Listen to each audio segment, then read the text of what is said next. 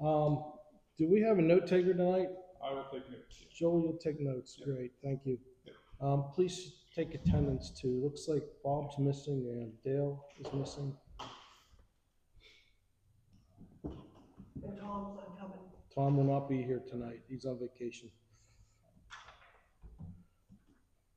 So the next thing on our agenda is the Pledge of Allegiance.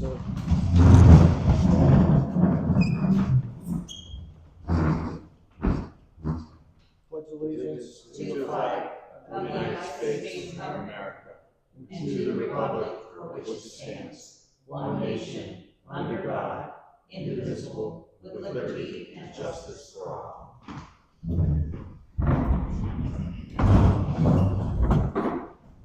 So part of our protocols is we open our meeting with public comments on the agenda items. Anybody have any comments or questions or concerns on what we're going to be covering tonight?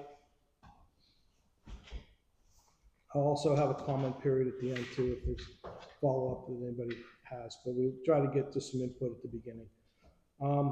The Planning Commission administrative items, I'm going to defer that to the end of the meeting so we don't hold up our presenters tonight. We can cover that at the end. So I guess the next thing on our agenda are reviewing the minutes. There's Dale.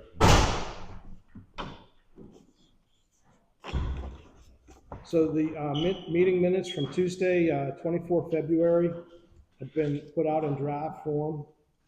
Did you all have a chance to review these meeting minutes? Yeah. Did anybody have any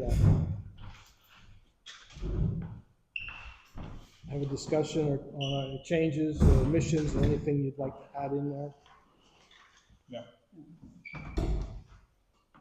Okay, can I get a motion to approve?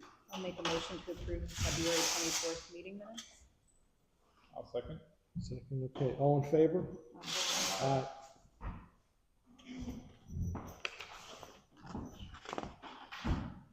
Next item on the agenda, the meeting minutes from March 2nd Planning Commission workshop session.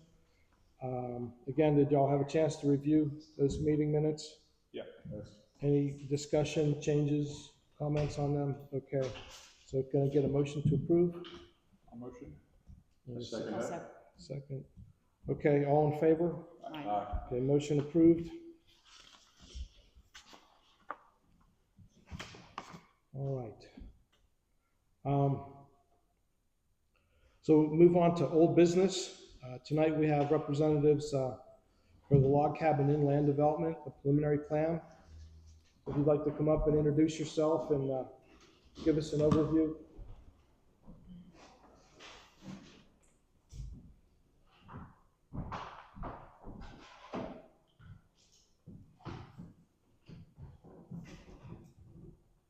Great, thanks for having me. I'm Josiah Hatcher with Gateway Engineers. Like I mentioned to a couple of you before, filling in for Jonathan Garcheski of our office, who's out on vacation this week. So I'll do the best I can to answer all your questions and walk you through what we have so far. And then we'll be able of the log cabin as well.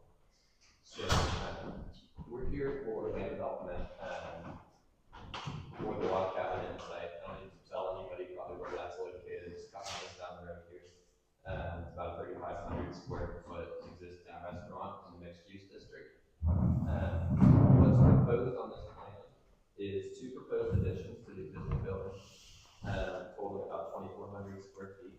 As I understand, one will be used for a kitchen area here on this side, and the other for a dining area on the other side.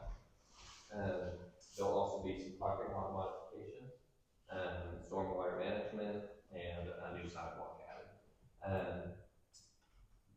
As far as parking requirements go, for the zoning ordinance, it's one spot for every 65 square feet of gross floor area. So that would be 93 parking spots would be required on this plan.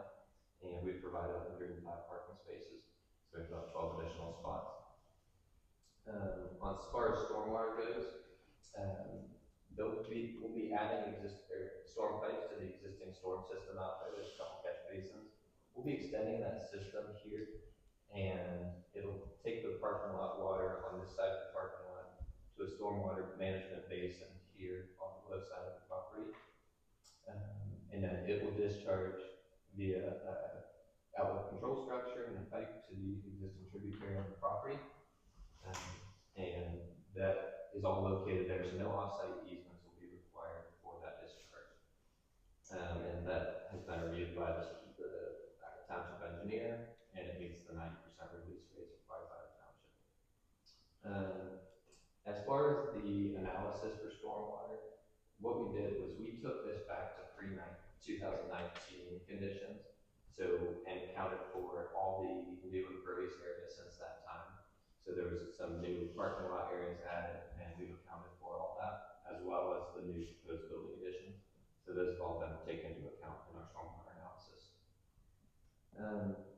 I believe you already have the comment letter from Tom Thompson.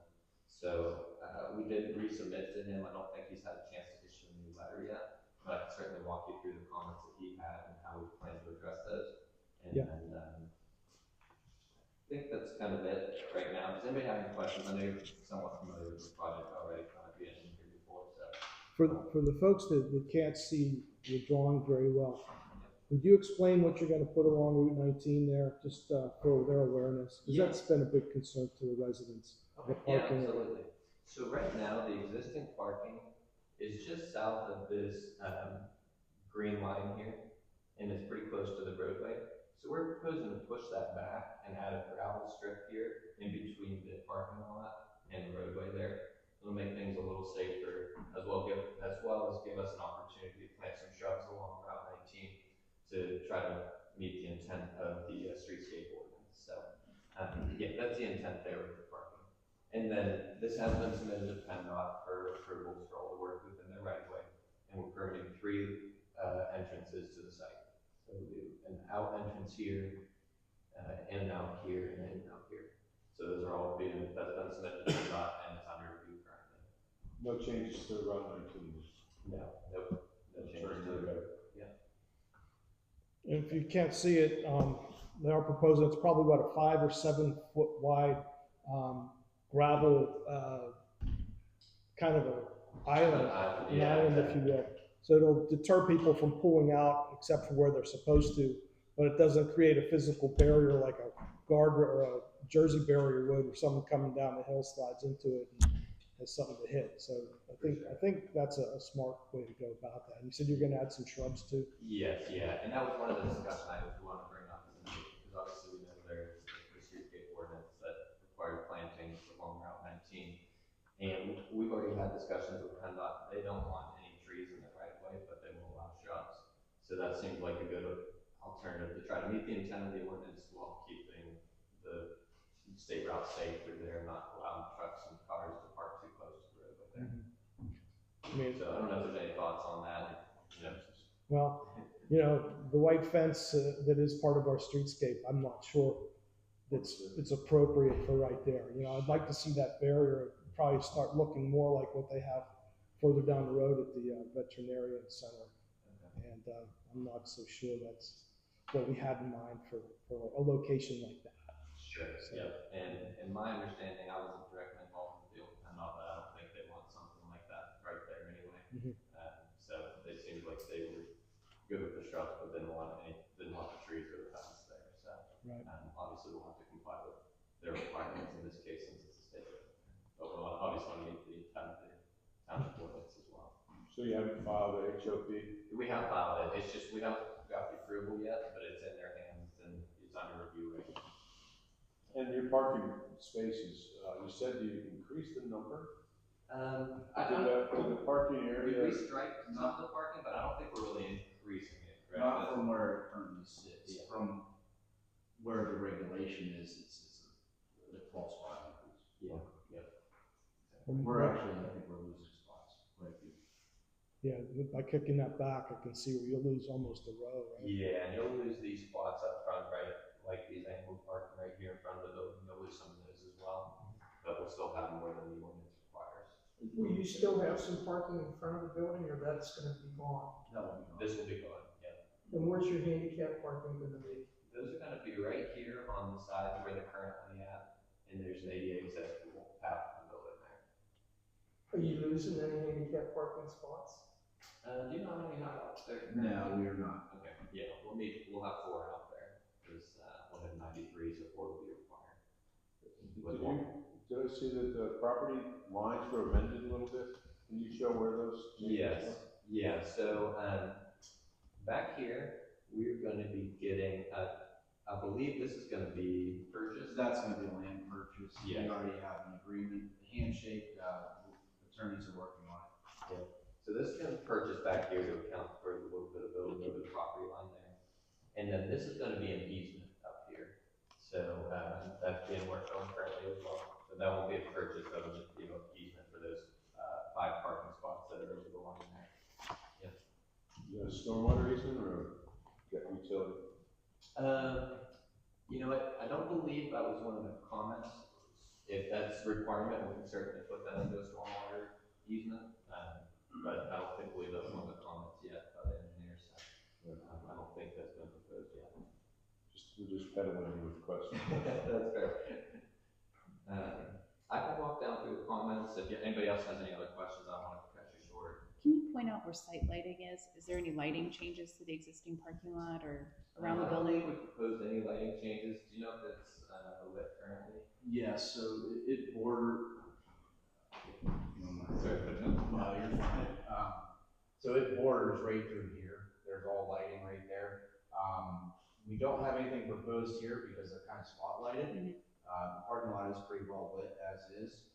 If it doesn't meet any needs, we can certainly revisit that. Along here, I would actually have to go there to point out where the lights are, but there are lights here as well on the north side. Your parking lot's very lit up then. Is that on 24/7 or I mean, 20, all night, or do they go out? They go out at a certain point, but it's very late. I think it's like 2 a.m. or something. They're on a timer, so, and if it needs adjusted, we can adjust it.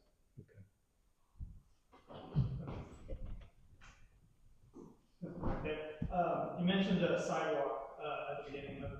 Is that part of the gravel strip that's the barrier there? Or No, it's gonna be right out front here, it's gonna connect to the existing sidewalk, and it's gonna connect to this striped, walkway over here, just to give people a walking path to get into the building, so to kind of connect this parking over here to get into the building there. I know the next door property, is talking about a walking trail, sidewalk, something or other. I was curious if you guys were working with them to kind of, make your plans match or anything of that. So I believe that's part of the easement deal. Okay.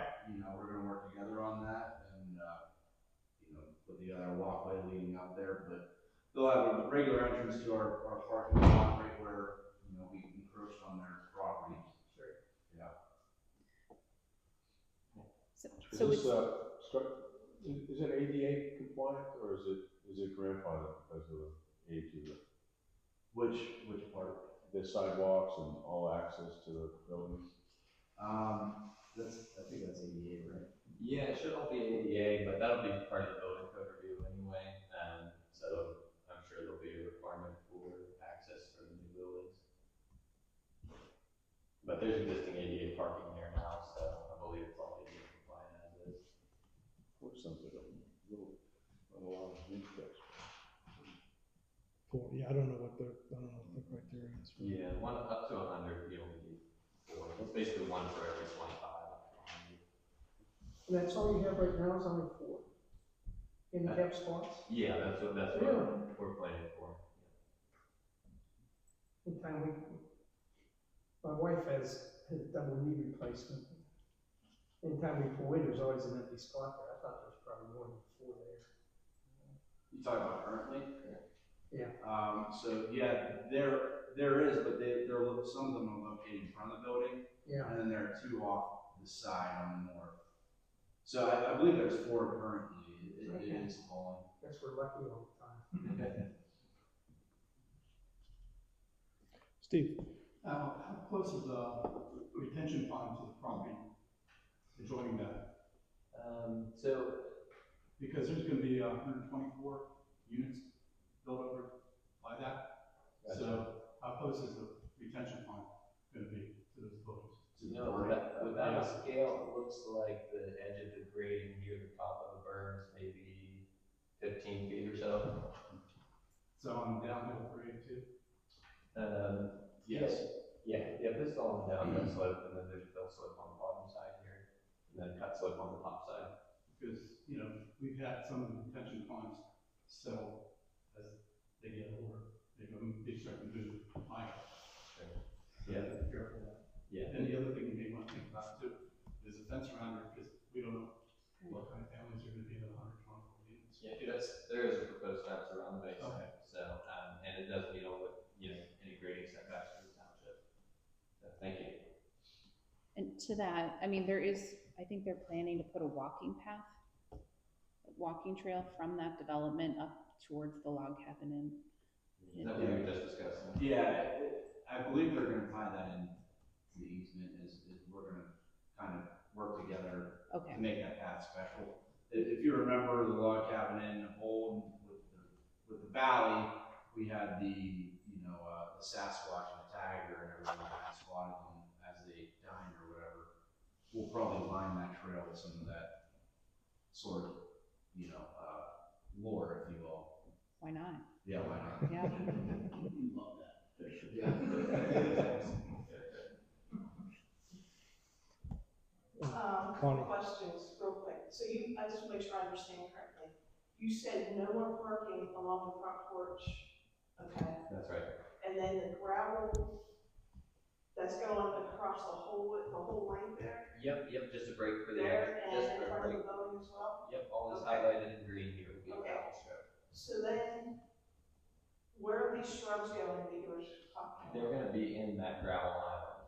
Okay. Yep. So, as a lifelong resident, and I've been going to that bar since I was this big, when it was the old fashioned bar with 3 lanes on 19 and the whole works, the shrubs are extremely bad idea. And the reason is because of all the accidents. There have been more accidents since, no offense against Springfield restaurants, but since they took over, there were more accidents in that area than I can ever remember. Myself, I've been almost run into our shop sign because people cut you off. They start to go in to make a left, and then you make a right, you start to go up and make a right on the salt works.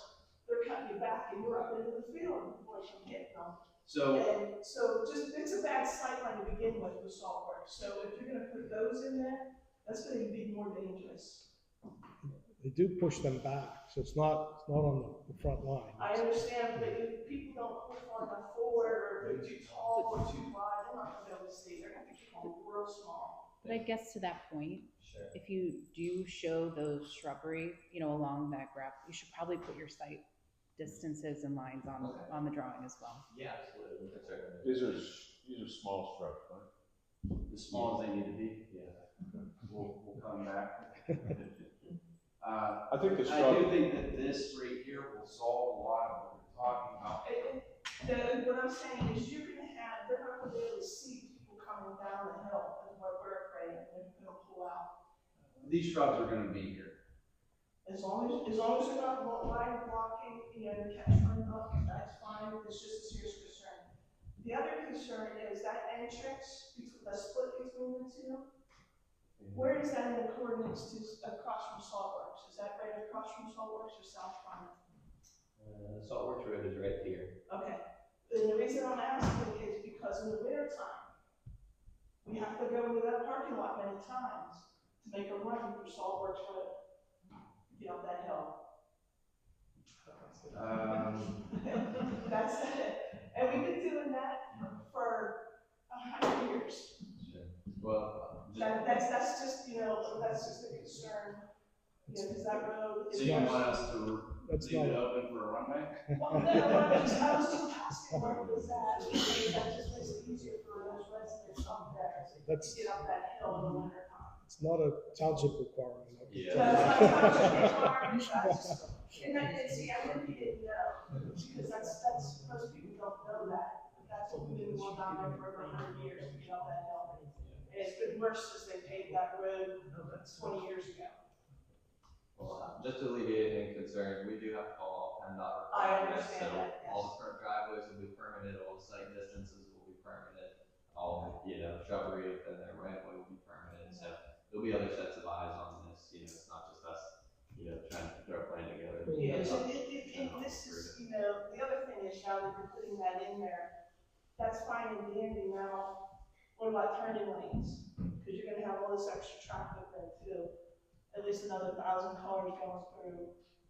It's all depend on, I know, and that's just a whole other. part of that used to be a 3-lane road right through there. part of the highway occupancy. Yeah. 2 north, 1 south, is how it used to be.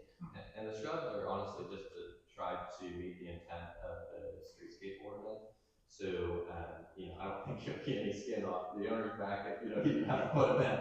So, we're trying to compromise with the township on that to try to come up with something that meets the aesthetic value that they're looking for long run. Yeah, and I just think that's one of those situations where it shouldn't even try to meet back there. Thank you. Are those gravel plots getting curved as well, or it's literally just gravel and pavement and shrubs? It's curved. It's curved as well, okay. I think the thing that I see maybe is that there's a lot of regulars there, and they have to get used to that, so any kind of posting of signs, they'll run over those gravel paths. It's a bright yellow. That's like, They have habits in there for sure, so. I'm breaking with that. The other thing that happens too, so if you're sitting there trying to turn left on the Shawbars, people come flying down 19 behind you, they're going flying around you in through that parking lot. yeah, At it full really comes speed, down they don't to get to that. slow Not down. anymore. Now it's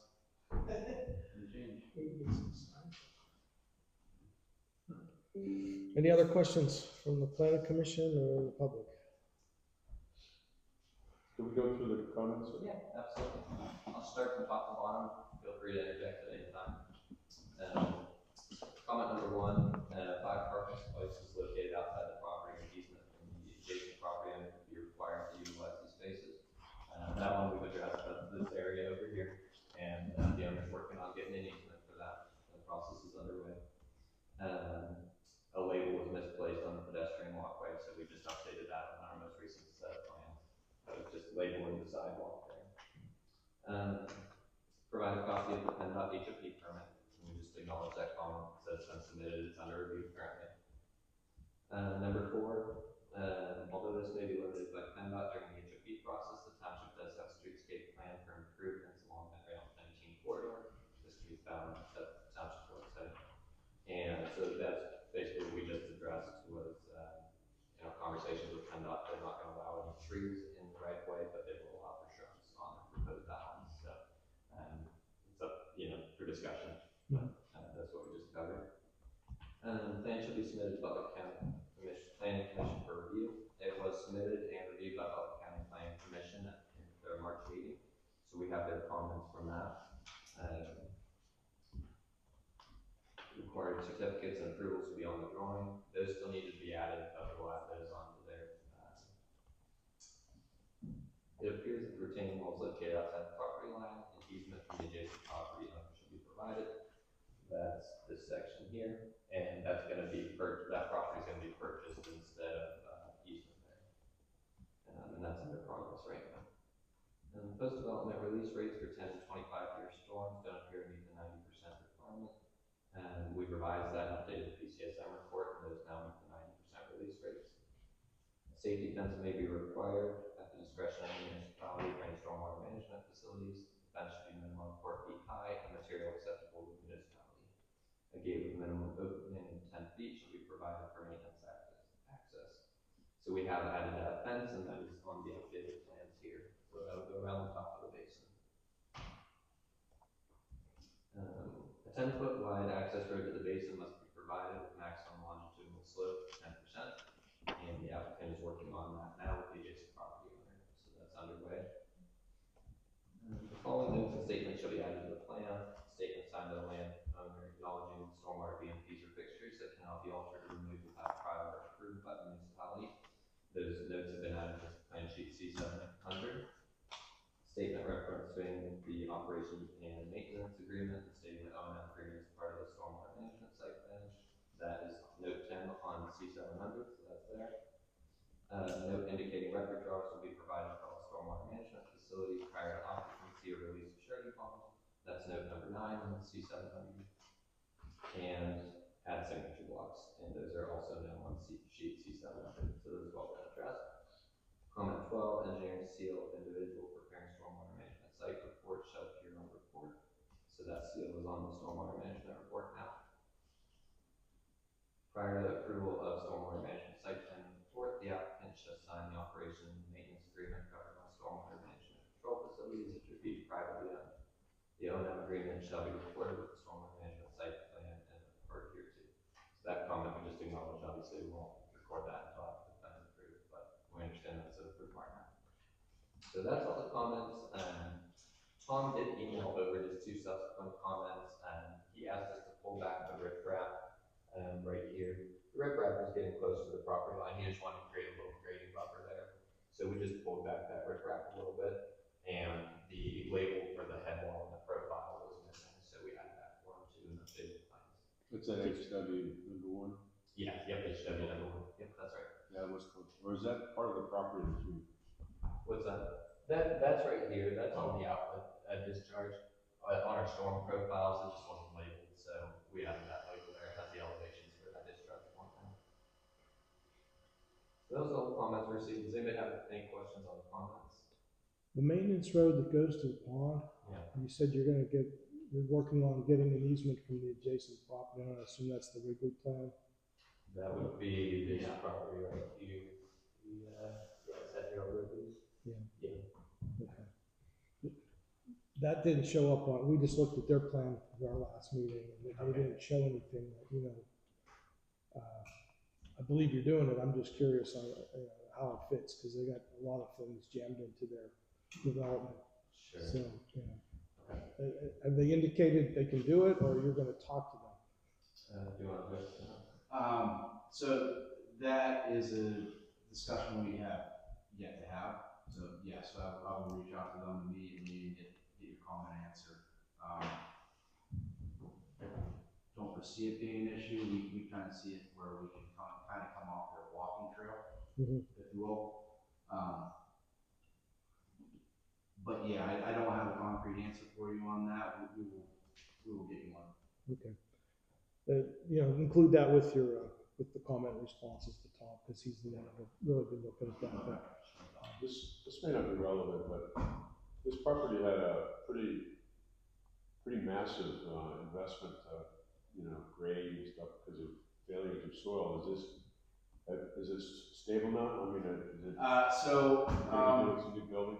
The property as is, yes, it's stable, but we do need to address the geotechnical issues with the soil. We are doing, as far as in the back here, we're doing spread footers with over excavated with engineered dirt filling back in, and then the spread footers on top. So we are addressing that. But the building is stable. I haven't felt it wobble. Sorry. You don't have any tensionometers or anything measure the shift, so. No. That was a pretty major investment. Yeah, it was. Anything else?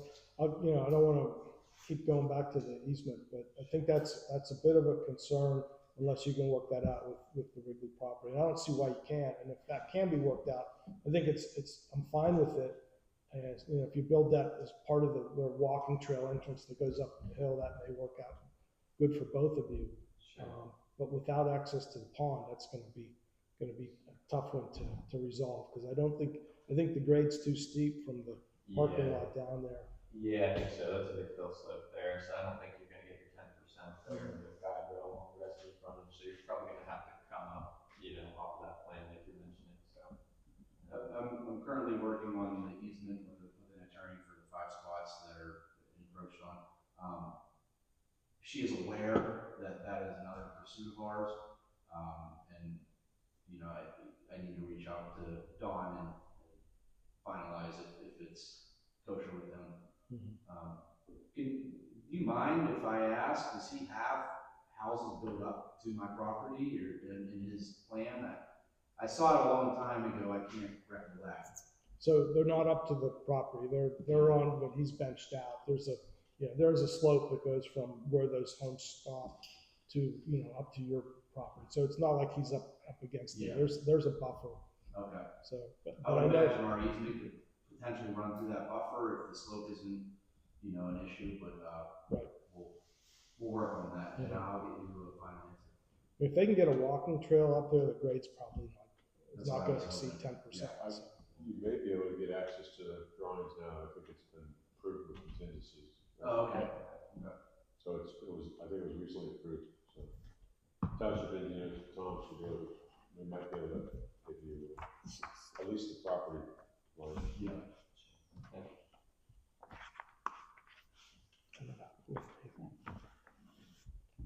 I have them if you want to look at them. You have one right now? Yeah, you want me to come up there?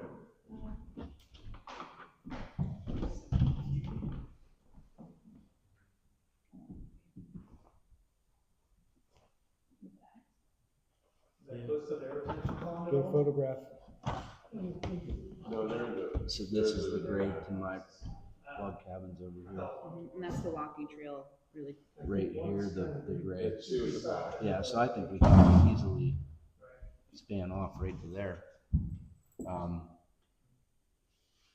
Yeah, I'll pull the plans and talk to Don again, and I don't foresee that being an issue. He's been really friendly about the whole thing so far. Yeah.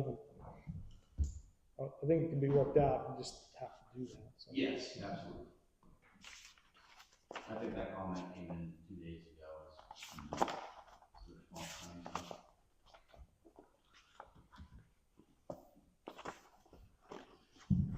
Okay. So basically, you're gonna be seeking preliminary approval from the supervisors, correct? Yeah, That's what correct. you're I mean, looking we'd go for preliminary and final if you can. Mhm. Okay, and, what we do is a compliance check, right? We make sure that it's in compliance with our subdivision land ordinance. We've addressed our comments. And we have pretty much 3 different ways we can do this. You know, we can recommend approval. We can't do that tonight because there's still a lot of unknowns. We can recommend conditional approval, and that's conditional on, you know, what we've seen we're okay with, but you have to resolve all the comments from the township engineer. Sure. Or we could, you know, deny it or table it for a later time when you guys come back with the final information. So the planning commission have any recommendations or preferences on how they want to do that? I move the table until they come back. And then we Seems like we're revisit. getting close.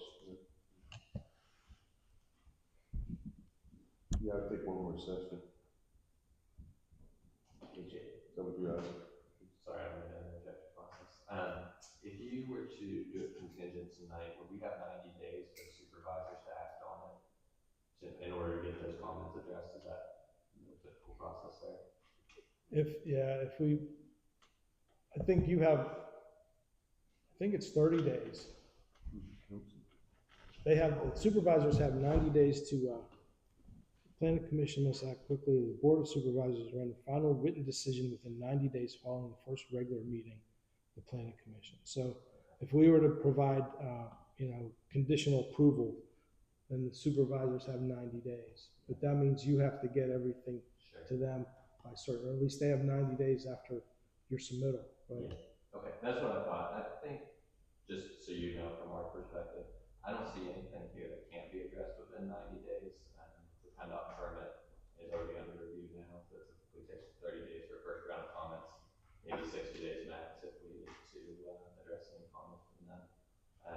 And then it'd just be the easements, which 2 out of the 3 are already underway. So, just so you know, I think we could get everything done in that 90 days should you wish to approve with contingencies.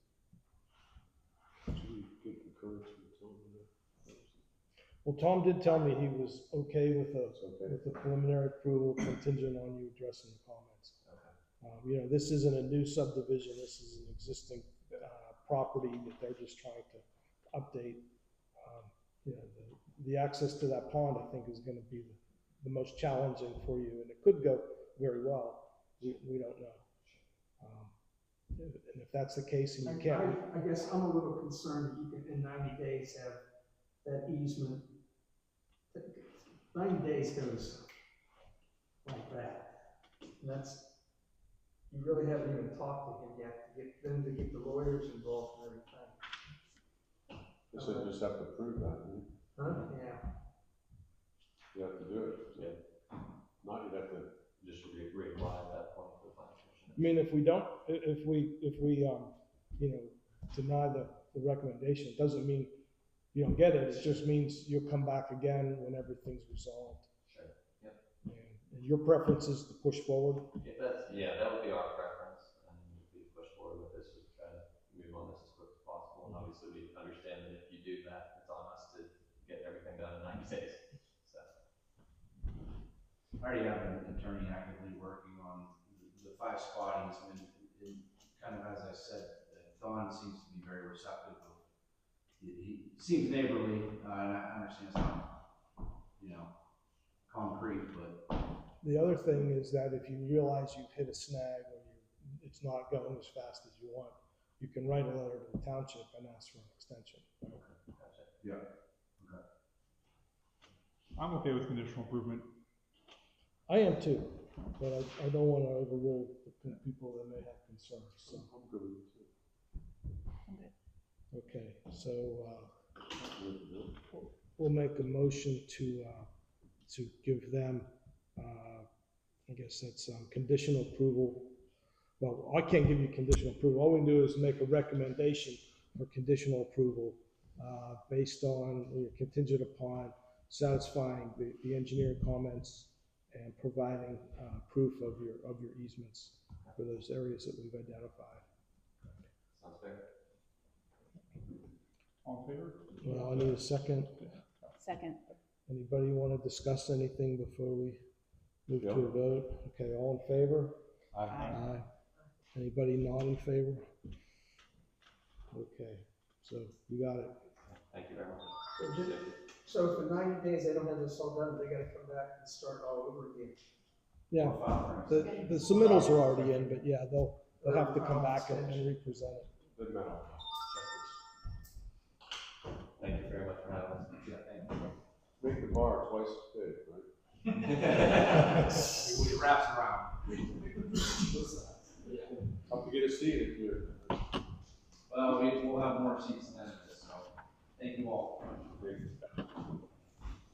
Okay, next on our old business agenda is subdivision and zoning ordinances, but I'm not gonna make Curtis wait. I'm gonna move forward with, our new business with Curtis. Yeah, I apologize. I had a cow get out about 45 minutes before I was supposed to be here, so I have 2 neighbors helping me in there right now. Put a clean shirt on and said, rush over. My apologies. No, you weren't late, you were fine. May have missed the Pledge of Allegiance, but, I would also be totally transparent to tell you that as of about 5 hours ago, I didn't even know this was happening tonight. So I quickly cleared it out when I could and got my documents. I don't know what you have. All I have is a letter from Tom Thompson. That pretty much just some comments on an addition to the proposal to behind our current shop for machine and equipment storage. It's a 6,400, approximately 6,500 square foot lean-to building, which I will show here. Talked to Tom a little bit today, and I'll explain a little bit what I'm showing you here. Called him, and actually he's the one who's like, "Oh, are you going tonight?" I was like, "Sure." Didn't know I was going. I guess I am now. Do you have okay, so there We were have- seven comments, I believe, on there. Mhm. So his main concern were twofold. One was the final comment, which I think is comment 7 or 8, regarding the septic. All the other initial comments, again, if you want to go through them, we can. They're all, virtually all, just documentation things on the plan he wants us to revise, so we show neighboring property owners, names, further show easements, et cetera. And the one thing that he said, Curtis, he said, it's a little bit confusing. The septic sites that we have from what you originally proposed when you built the shop, 5 years ago, to what is now, they don't jive. He's right. We knew that last year, and actually I have this letter, I'll share it with you unless you already have it, from the soil scientist who was out with Jake Vegas. Again, I'm working on getting Jake. I actually called Jake today, so again, as soon as I found out about all this. And in typical Jake fashion, who I love to death, he is not available immediately. So I'll be getting with him to verify that he does have a copy of the testing that was done to essentially obtain an alternate septic site. So just again to clarify, the final was comment 7 or comment 8 on Tom Thompson's letter? It's comment 9, I believe. 9, okay. Like I said, his biggest concern was, hey, I'm calling this yellow outline. This is the outline of the original, we'll call it primary septic site. Site 2 in blue was the alternate, but we used that site when we installed the septic, with the intention in the future of saying, hey, we are going to add on, in the future when we add on, it's going to be in the back, right? So we had Dave Kinsbury come up, soil scientist. He tested for site 3 directly behind that, and it's an approved site based on DEP's regulations, which again are detailed in this letter, and he shows them here in his layout also, same thing. Are those in-ground leach fields, or are they gravel mounds? They are drip irrigation. Yep, it's all in ground. It's shallow, but it's an at-grade bed. So there's a hill, a relatively steep hill behind our shop. You can actually see it on this grading plan right here, where the grade line's here, but it's on this relatively steep grade behind here, which is actually one of the only places we could get on the 17 acres to initially perk. The rest of it was either in the floodplain, down here, or it was just unsuitable soil. Thankfully it's an office and not a house, otherwise we actually probably wouldn't have passed based on what we were told. What is the slope there where 2 and 3 are? I'm gonna guess it's in the high teens, low 20s. We're allowed 25% with the drip irrigation. Just again I'm ballparking it here, just me being out there with a laser. But I can do the math, give me a second to figure it out. But we're nowhere near the edge. But again, frankly it's irrelevant in our case because the septic's already installed. We're not going to encroach on that. The shaded area here is the proposed new storage area. And we still have the better part of 15 feet between the corner and where this septic bed is. Does the site drain all fluids in the building, and what type of? It does not. There's a grease trap that collects any of the floor drain materials. So it's isolated from the. It is actually not isolated. It's in series. So the grease trap catches prior to the septic tank. So prior to the dosing tank, etc. So what our intention is with this is an unheated space. We're not adding offices. We're not adding. Our problem is if you've been down by our shop, we have a lot of extremely valuable equipment that sits outside that I really need to get in undercover. This is our answer to that. Full transparency. This is not your issue. This is mine.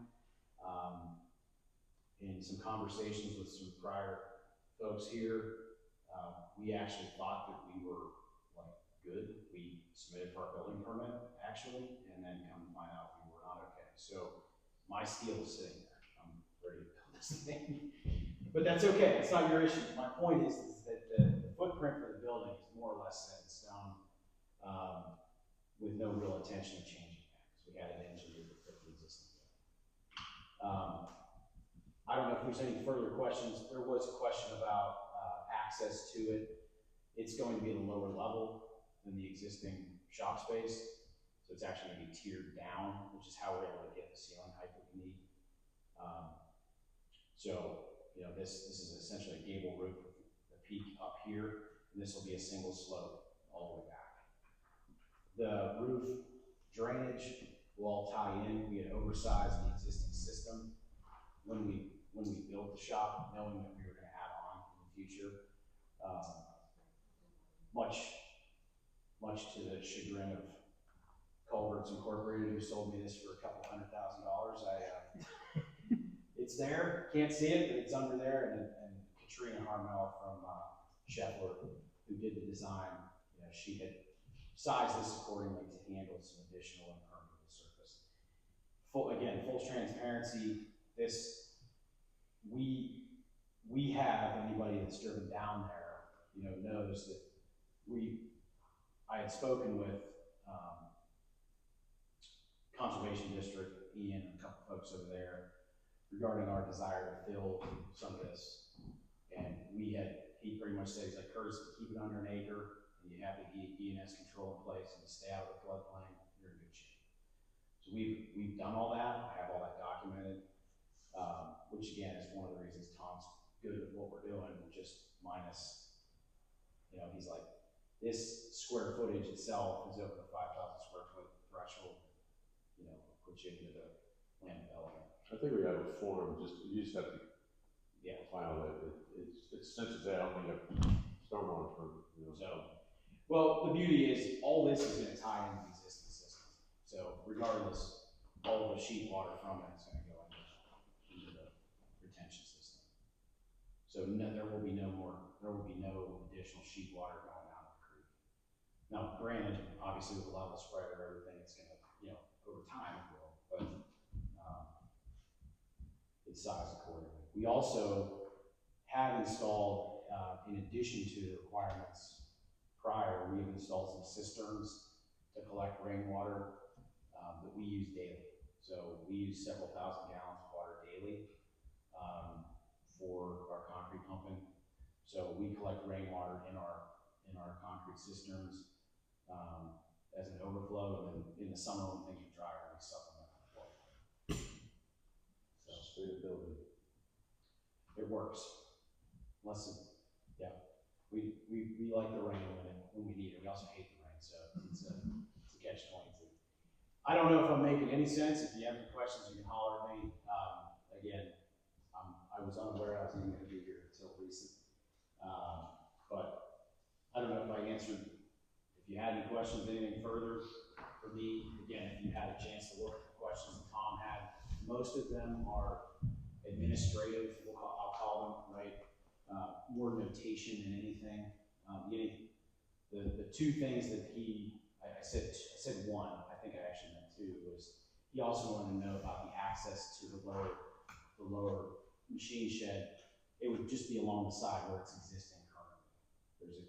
There's already an existing driveway that we had built in there as part of the construction. What would be your decision to use either the location of 2 or 3? You're gonna try for 2, and I don't understand why there's two. Great question. So DEP requires that we just pretend the shop wasn't there, right? This is just bare ground.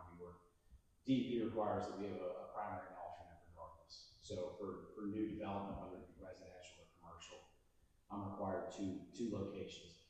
When we first developed this, we tested here, one, against, you can barely see it's yellow, and 2. We physically have a septic already installed in location 2. So we're not proposing changing that. I actually, we have an active permit for it right here, which is actually what Jake Vegas was still working under when he kind of came out, because he was looking at this. At the time, they were giving him 5 years of a permit for additional, development or revision. I'd have to check and see. I believe we would still be within that 5 years from when we constructed it. 3 is just an alternate if there's a failure. Okay, so one is your existing, 2 is your alternate, and then now 2 will be your primary, and 3 will be your alternate. 3 was the alternate. Yeah, And again, whether it's primary or alternate, you can flip a coin.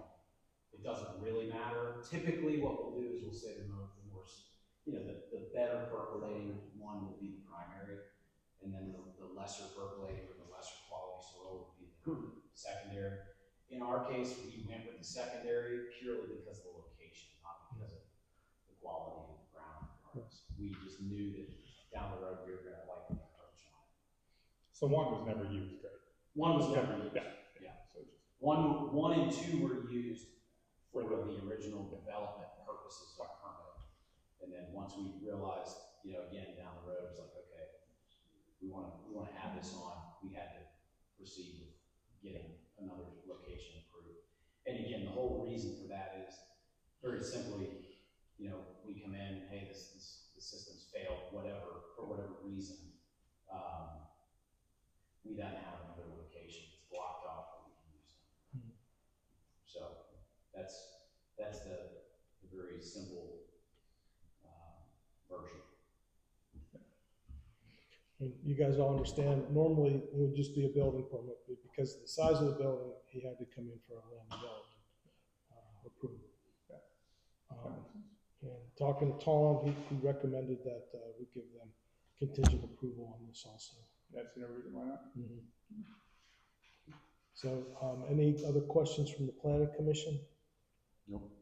Any questions from the public? Just one comment. It's minor. Your PCSM and grading plan, I guess C300, shows the garage and the office space is proposed. I think, yes, so. So, yeah, and then the other one shows it as existing, and then the lean-to is proposed, so. Just a typo. Just a typo, just, C3, well, the other interesting thing is, we have C300 twice. yes. So there were two that were in the set, just, Yeah, this was thrown together relatively. yeah. We'll have it revised, obviously, submit to Tom and then for the supervisors.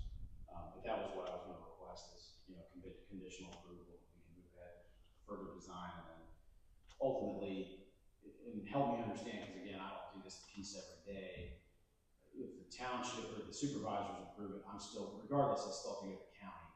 I don't know if that's before or after. I don't know if you know. Typically, it's concurrent. Concurrent. Yeah, so you'll need the county to review it also. He said it was more or less, he didn't use the word rubber stamp. I'm making that. But it was more or less a, hey, as long as the engineering people look through it and they're not doing anything crazy, we'll check it out. You heard the private developers already got theirs through the county, so you can do it now. So if you feel confident in this, complete. No, I feel good about it. Our next expansion is the challenge. So, but yeah, any other questions? I'm happy to answer them. Otherwise, that would be my request also. So Tom recommended, because we'll need two actions on this, a preliminary plan, and then a final plan. And he said we could do both of them at the same time. Okay. So that'll advance you further on, and it'll be contingent upon you addressing all the comments that Tom sent in. Okay. And then having, whatever other state permits you need. I'll make that motion to approve it conditionally. Okay. I second that motion. All right, all in favor, say aye. Aye. Okay, anybody object? All right, motion carries. We will make a recommendation to the supervisors. Thank you.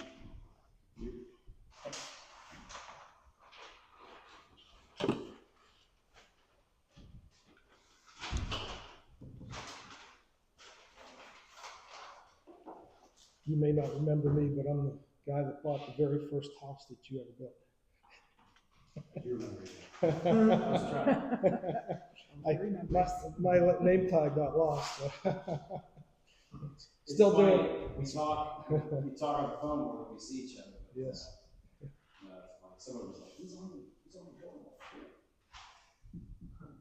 Still standing. Still standing. All right. Still loving it. Good to see you. Have a good one. You too. See you guys. Yeah. Thank you. Hope you get your cow back. They did get it. They Okay, texted me. that's good.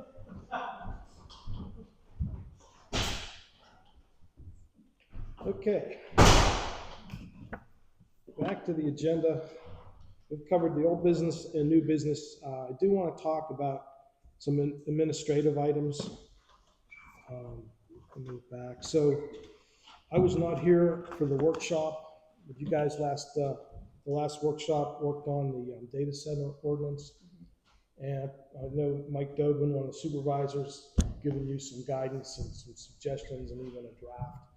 And he asked Matt to look that over and give it a pretty hard review, which Matt did. So I'm going to ask Matt to just kind of summarize, and hope I don't catch you by surprise here. Just give us a summary of what you saw in there, perhaps how that may have been different or more robust than what everybody was working on last time. Yeah, just to revisit that, we started with a kind of a model ordinance, and we were working with Bob. Bob was leading that in your absence. Of course, Tom had some input on that too. And after the session, Mike approached us and said, hey, I've been working on a data center ordinance, kind of independent of the planning commission. And he had culled all of the models across Pennsylvania and had created a draft ordinance that was pretty complete. And it has a lot of the features that weren't in the original model that we were working from. And the goal of that would be to try to expedite the writing of an ordinance so that we don't get caught up. I know we got a lot of work to do with Saldo and other ones, so his mission was to try to help us navigate that path and get it closer to reality before we had to stall it for a long time. So I took this draft, which was very robust, and again, he had pulled all of the best ordinances across Pennsylvania, and many of them had been challenged in court, so they were kind of precedential. They already had been tested by developers, saying, hey, you can't do that, you can't do that. This model ordinance does not have anything related to power generation.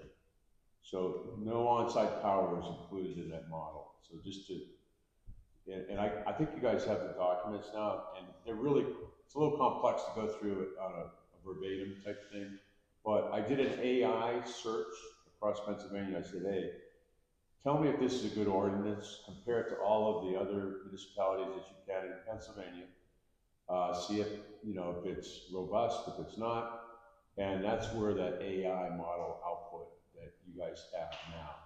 So it essentially goes through and dissects the ordinance, and really there are just a few items that are real key.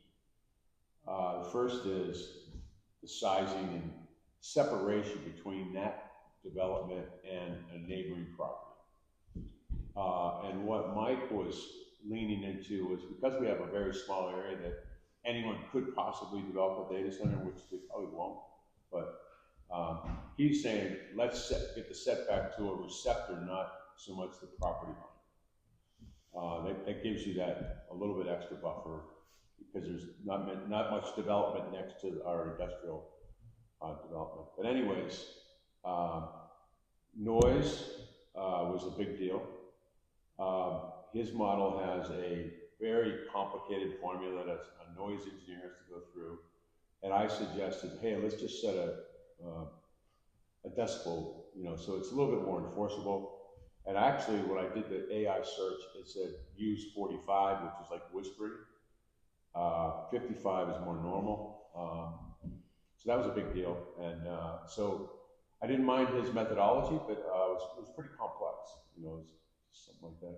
Second thing was groundwater. If they have to use groundwater, it's a big deal. We don't want them impacting our groundwater sources. So there's a whole bunch of formulations. You have to go through a mechanical review of hydrogeology and those types of things. So that's in that ordinance as well. The setback, we came to 1,000 feet. I know when we were having our workshop, we were talking about 200 feet, but we thought maybe if we can put it to the receptor it gives a little bit better spread and it keeps that separation from a data center to an existing receptor. So those are the big things. The AI thing pulls it all out. It said it's a good ordinance. You know, I think groundwater, said it's one of the best in the state. In the interim, and I'll send this out too. The PUC has issued a regulation for data centers in Pennsylvania. So in the Commonwealth, there's now a formal prescriptive process for data centers, which didn't exist before. So you'll find that interesting too. So I don't think we can capture all the things that were in that thing, but I know Mike put a lot of effort into it, and I think we should kind of engage that as a model going forward, and maybe tweak it to fit how you guys look. I think we had a lot of really good discussions at the workshop. Yeah. A lot of really good conversations, and I'd like to, at least talk about some of those elements as it relates to Mike's. But also, I'm sure that the AI that generated that came out of the data center. So I would be a little skeptical of saying it's a good ordinance. Help us move forward at a faster pace.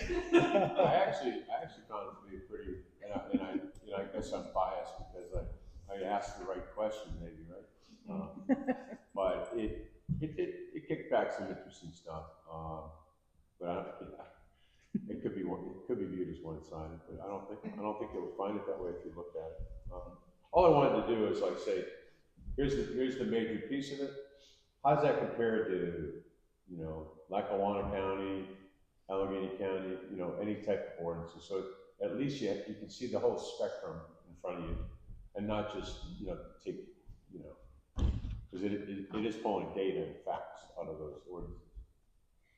But I don't know. It gets complicated, and I don't know if we need to make it that complicated. So the Bob approach was probably somewhere in the middle is going to be a good medium, like you said, but a lot more discussion needed. What I'd like to do, not this meeting, but probably our next workshop, is to take the draft that you just put together and then measure that or compare that to what you guys were working on, and at least make sure the issues that you brought up are addressed in there. And I think that'll be comprehensive at the end. I know Bob's in Dubai. He reviewed it. He reviews everything pretty intensely. So he asked some good questions about lighting and other things. So I think we'll get those on the table when he's back. He's out of the country right now. When we reviewed it, we were also thinking about, well, if this didn't uphold like in court and there would be a fallback, what could we put in there that would cover that fallback? So I think Mike took a lot of that. If you look back through the email thread, you can see Mike's philosophy. I mean, it's important to kind of capture that. He took it from that perspective. So he put a lot of effort into it. He wanted to give it back to us because it's our job to do it, and but we appreciated Mike's. But there's a lot of work to do.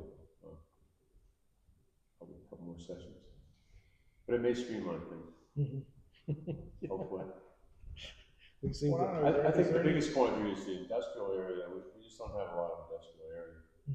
And Mike came up with this 40 acres, which isn't very, it's not a very big data center.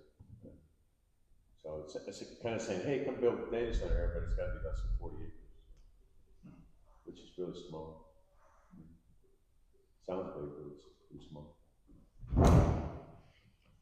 Okay, I'd like to move on to the next topic. I sent out y'all a draft copy of the egress ordinance draft. Page Place got in with one single entrance and 120 units. And we had a discussion here, and I'd just like to clarify because there's been some uncertainty. Did we not all vote and agree on 40? Anything above 40 needed a second entrance. Do you all recall that? I do. Dale's recalling. I think I actually made the motion to do that. Anybody else remember 40 versus There was, For that property or for? it was for, just in general, for our saldo. I think for I ourselves. think think for 50 ourselves. was brought up, but we ended up, There were two, there was a 30 somewhere we found, and there was a 50. okay. And I said, why don't we split the difference in 40? Yeah, that was, I Okay. think if you look at the latest version, Yeah. Tom, it's probably. It shows up as 40, and in my notes, I scratched out 50, I put 40. I remember you talking about the compromise, like specifically. So. Okay, so as long as we all remember that, that's gonna go into the saldo. But Mike Dovin, and it's my understanding that he talked with the supervisors before he sent that to me, sent me that draft, asked us to work on that also. They would like that as a standalone, push that forward. Like the data center to be pushed forward as standalone ordinances that we will incorporate into our saldo and zoning when we get them ready.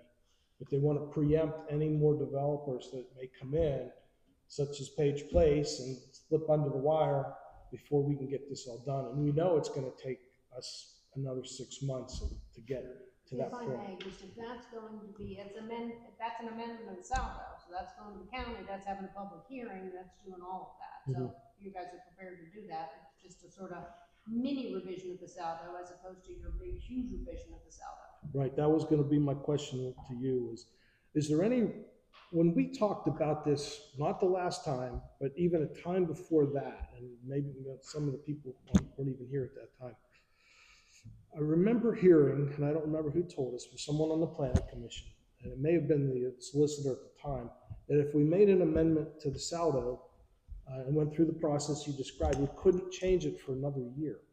I don't believe that is the case. Someone else mentioned that. No, I think you're thinking that was the curative amendment issue. Okay. But, and I'll confirm that, but I do not believe that is the case. So we could make that change and then As long as you want to go through the expense and, you know. well, that's up to the supervisors. They asked us to pursue those two, and it seems like they want us to jump the line on our saldo and PRD and zoning to get those two in place. That gives us a little bit more breathing room to get these 3 documents in place, because the plan is not to put them out sequentially as they become available, but to get all 3 of them in final draft form so that we can compare and make sure we don't have conflicts between them all, because we know right now there's a lot of conflicts.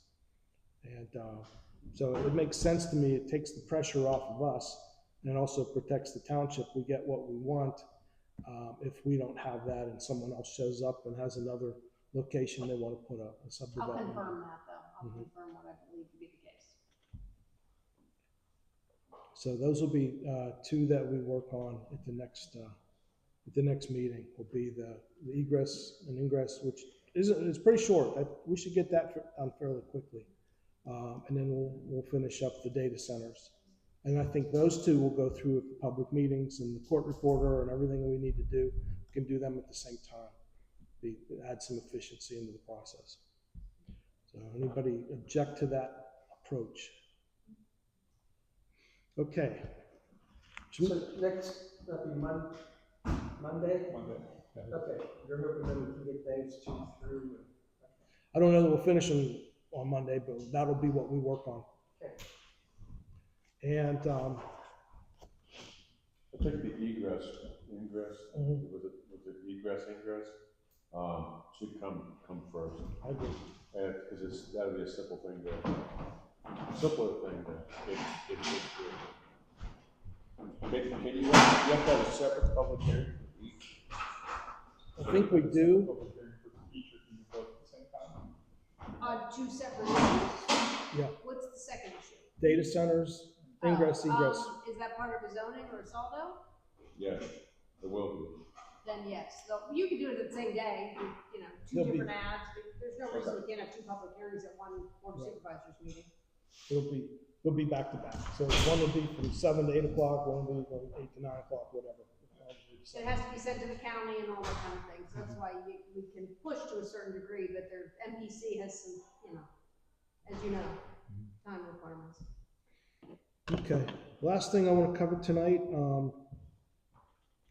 the Board of Supervisors had their first workshop a few weeks ago. I attended that. It was very enlightening. They covered the budget, they covered the budget from last year actually, and a lot of things. And afterwards, Mike asked me, he said, if you have any suggestions on things that you'd like to see us cover, please, let me know. So I sent him 2 pages of bullet comments, okay?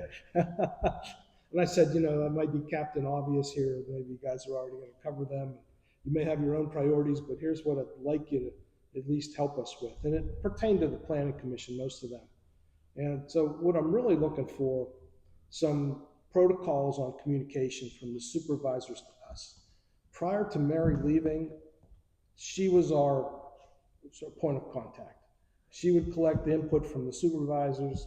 She would have a single voice back to us for us to work on things. She prioritized what we worked on, and it kind of went back to Mary, and she distributed to the supervisors. The current setup is a little different now. They've kind of decentralized the role of the manager. And now we're getting things from Mike, and we're getting things from Rick, and I haven't talked to Greg yet, and I'm okay with that, but I would really like, I worked for the Army for 40 years, very regimented on protocols and chain of command. You don't jump 3 levels to go talk to somebody, because when you do that, a lot of chaos occurs. And so rather than us getting pointed in 4 different directions by 3 different supervisors, I'd really like to have that common single point of contact where they ask us to do something, and we don't feel like it's, Wasn't the one gonna be the liaison? Is that? Well, they talked about that?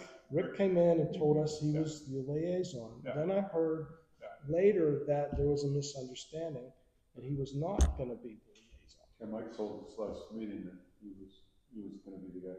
So Mike's now the liaison for the planet. That's what I heard about the last. Yeah, definitely some clarity would be good. Maybe because we thought we were getting 2 liaisons. And Dave, just for procedure purposes too, as far as I know, the Board of Supervisors has not taken any action in regard to those 2 ordinances. So my recommendation to them, if that's what they want, which if you're telling me it is, that's fine. So at the next meeting, there would be a motion to authorize preparation and advertisement of the data center ordinance and the amendment to the saldo, and then referring it down to the county. So we're sort of going backwards a little bit, because I don't think we've ever acted on that at the Board of Supervisors meeting. Okay.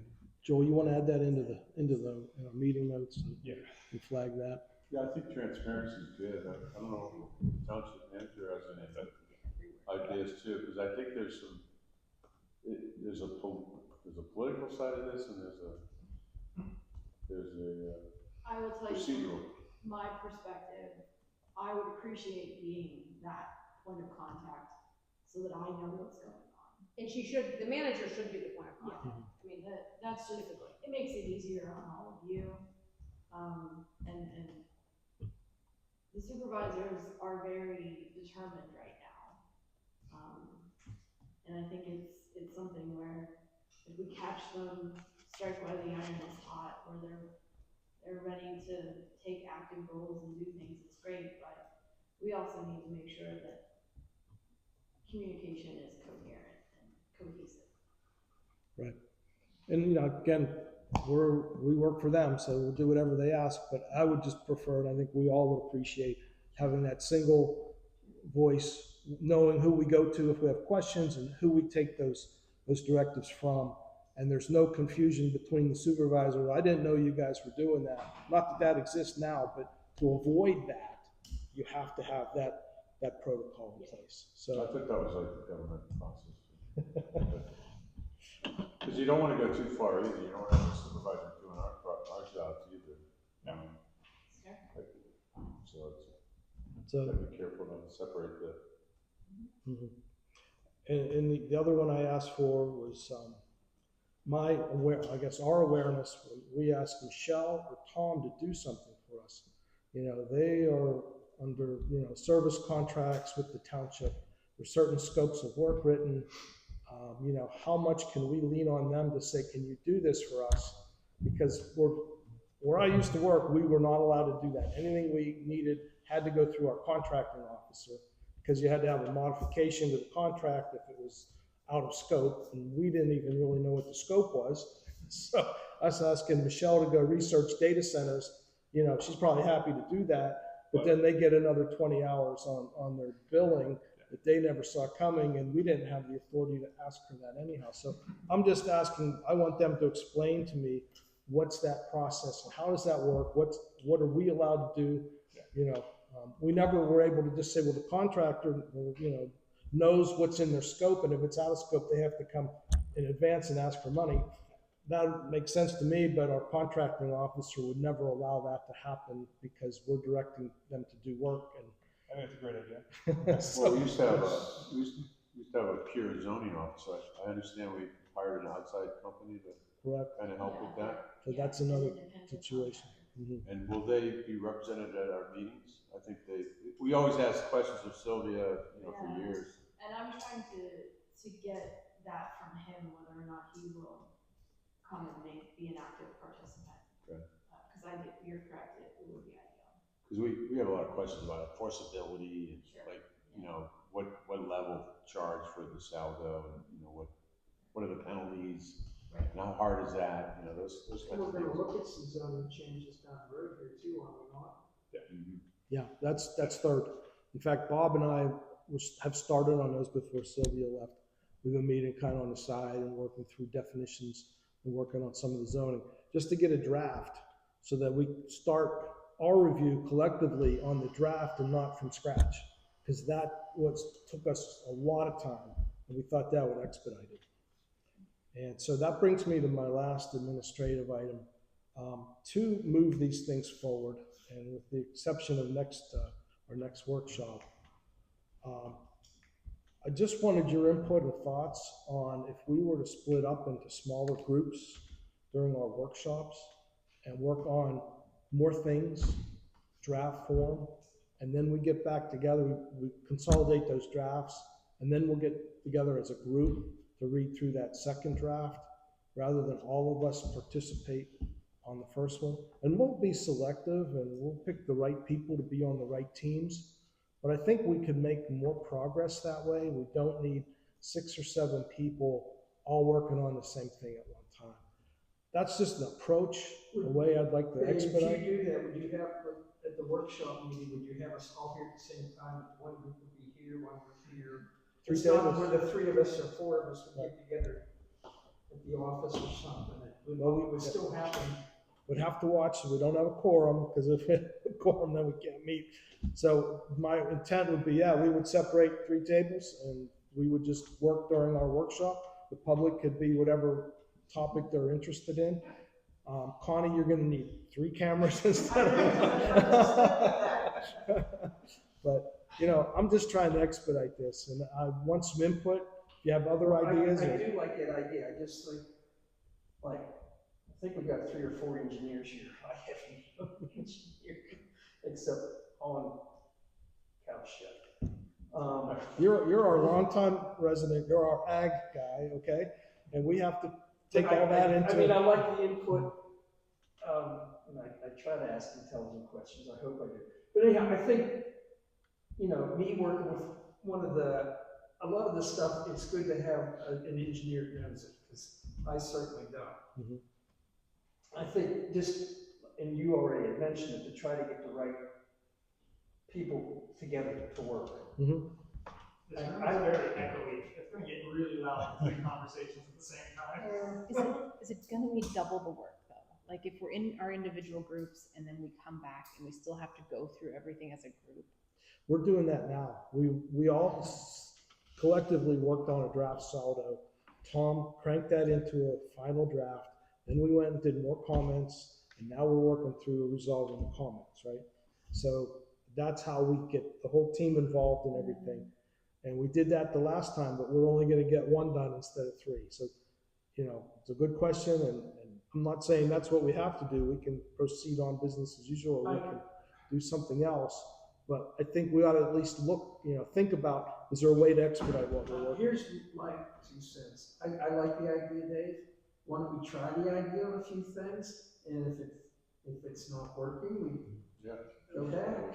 And it doesn't have to be 3 groups. We could break into 2. Maybe that might be a better number. At least go twice as fast instead of 3 times as fast. Well, I think on some of those technical things, like like you're saying, I'm not an engineer either, but you guys understand what all that's, I have no idea, so I can't give you any valuable input on that, so let you guys work on that, and, we work on a different Something section. I would suggest is maybe having Bob as a floater. Exactly. Yeah, he's a perfect floater, because he knows all about everything. Yeah. So, When we got questions, hey, Bob, Yeah. come on over. Yeah. Get So some I think it's worth a try, really. And maybe 2 or 3 groups. Maybe 2 is better because if a couple people, Yeah. If we're assigned the 3 of us and 1 or 2 isn't here, 2 groups might be the. and it can change depending upon what we're talking about, I think, so, right? The other thing I've learned, if we don't set a schedule, we're never gonna get anything done. And I was just gonna I say mean, that too. and I, I'm not saying that lightly, I'm just saying that, we talk a lot about around issues, and, maybe a smaller group would limit that, but, we should probably set some target dates for ourselves as kind of a stretch goal or something, so the public also knows what we're working on, when we're trying to get it, and the developers will know. Plus, I don't have a good feel for what else is left, for example, in the Saldo to go through. Like, I thought we were really close. Yeah. Well, I think we went are. through buffers and. Right, campgrounds, We're- sort of. We're ready for that 3rd draft, which Tom's working on, and I think that's gonna be our final draft. There was some administrative things at the end that we were gonna have Michelle look at. Those were all the legal things that, but, Then after that, is the PRD the next step or the zone? I believe we're gonna work on the PRD next, and then we'll tie all that into the zoning. Whatever we've decided on those 2, we'll make sure that's consistent with the zoning piece. And the zoning's a big right, because right now, they have all these requirements just written all through everything. And our envision for that is to put a lot more things into tables. So collect a lot of the data and put it into a table where it's easy to change, it's hard to miss, Easy to reference. it's easy to reference. And so we're gonna be, looking at all the different information, and seeing how we can tabulate that into. And I think we gotta create a better messaging system on our website, so that they understand, if you go to any other township, you know exactly what you have to fill out. I know ours has a process and workflow, but it's kind of confusing as a person that had to do some building permits and things like that. So if we can, when we get to that, we'll have all and they can be coded, they can be searched, whatever we need to do, but it has to be accessible to the public, and so that they know what it is. Yeah. You go to Jackson Township, it's just laid out. So Cranberry same way. So I know Mike is looking into that. He's been talking with the web developer, and he also has some ideas on doing that. So That's out of our purvey. That's the township manager. Are you talking about the codification of everything, or how things are presented? That the information is on the website, our zoning ordinances, and that the process is spelled out about how you go through. I mean, I know it's So it's a little bit of both. just a little bit of a summary so that you can navigate that. Our thing's a little hard to navigate. the how-tos, I'll tell you 3 examples. When I wanted to put a shed in my backyard, I needed a permit for that. So the best I could find, and it took me to the same permit you apply for if you're building a house. Okay. But no, that's not what you need. You just need a zoning permit for that. It's not clear at all, and you can't even get those documents, okay? Item number 2, repaving your driveway. My neighbor just went through that. He repaved the driveway, then he found out he needed a permit. Well, you couldn't find the permit anywhere. You had to read the code and kind of read between the lines. And then someone else just asked me about putting up a fence. And again, I said, I know where that is. I looked, and I had to go read the code, and then I did an AI search, and it listed everything I had to do or he had to do. And I said, okay, well, that's pretty easy. How come that just isn't in our website? So those how-tos for small things like that the everyday homeowner has to do. They don't even know there's a requirement to do it. So they're just going to put up a fence or pave their driveway because I'm not building a house. I don't need this giant building permit. And then we lose fees on that. So, and I know that's, the township likes to generate fees because we need the income. So you catch them, then you go back and remove it. then they have to go after the fact, and then a lot of people just ghost them, and Ed gets tired of knocking on their door after the 5th, 5th time. he We loses. call it. Shirley, and she gets busy, researching it. Then they got to write letters. That's what Sylvia used to say. I'll have to write another letter. I'm like, it's not going to help. That's like people are just going to throw it away. So anyhow, The zoning officer we hired does have a significant amount of experience there, so that just making sure that he's also the one, you're getting one answer from one source versus multiple, I think will help. Yeah. I agree, the website needs updating. Yeah, I think the cell was 75 pages. But go read the cell though. okay, that's all I have. Does anybody else have any other administrative items they would like to bring up? Things we should be covering, things we should talk about? I wish everybody happy Easter. Yes.